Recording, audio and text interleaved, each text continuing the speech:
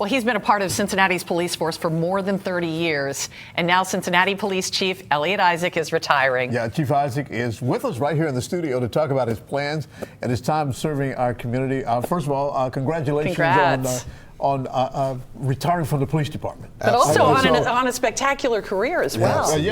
Just absolutely. I guess first question would be, how are you feeling right now, and what kind of precipitated now?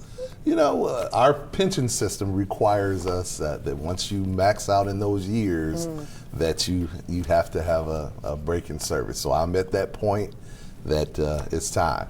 After 33 years. You were 22 years old when you joined the Cincinnati Police Force, which is, younger than your daughter now. I mean, she's been on the police force for 5 years. When you think about what led you to that decision and what led you to this point, what are some of the highlights for you, Chief? Wow, it's been an amazing career. I've had an opportunity to work with some tremendous people, do some tremendous things, and, just to see where my career has gone, and then to see my daughter start down that same path, it's just been an amazing time. Yeah, I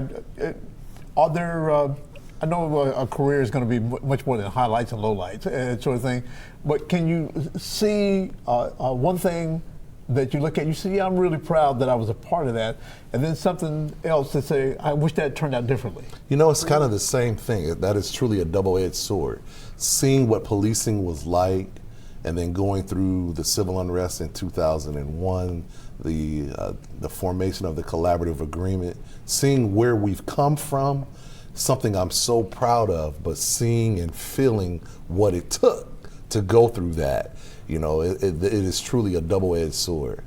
Cincinnati's really been an example for the entire country when it comes to that.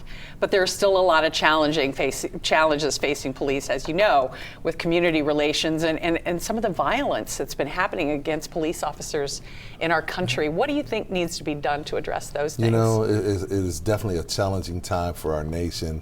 That is one of the things, though, that I'm most proud about this city, is that our commitment to our relationship with the community, and something we continue to work at. The men and women on our department are just doing an amazing job, and I think we're going to have to continue to work harder at moving through this together. So I'm excited for the future. Yeah, you've always seemed to be a collaborative type person. You're willing to take advice from other areas, from other people. It's not a my way or the highway kind of thing going on. As such, a police department is always going to be a target of someone. What do you see as the challenges for whoever succeeds you? Is keeping that path forward, not allowing us to fall backwards from the progress that's been made, but continuing to move us forward. Collaboration at times is tough. It doesn't mean you will always agree, but it means you will come together and find a path forward, and that is what I believe needs to continue to happen. One of the things your department has done well too is in terms of diversity and promoting women into the department. Absolutely. I'll just put you on the spot. Is it time for a woman police chief in Cincinnati? I think it absolutely is. Yeah. We have some very talented women on our department. I'm proud that I had the privilege to promote 2 women to assistant chiefs. My executive assistant chief is a woman. So absolutely, I think our city is ready for it, and I'm hoping that's what will happen in the future. By doing these sort of things, you think that the police department can continue to attract the best and the brightest? Absolutely. I think those are the type of things that brings talent here, and there's so many positive things about our city, and that is something that I think will definitely pay dividends for us in the future. What's the first thing you're going to do? After you retire? I've got a long honey-do list. My wife she's waiting on me.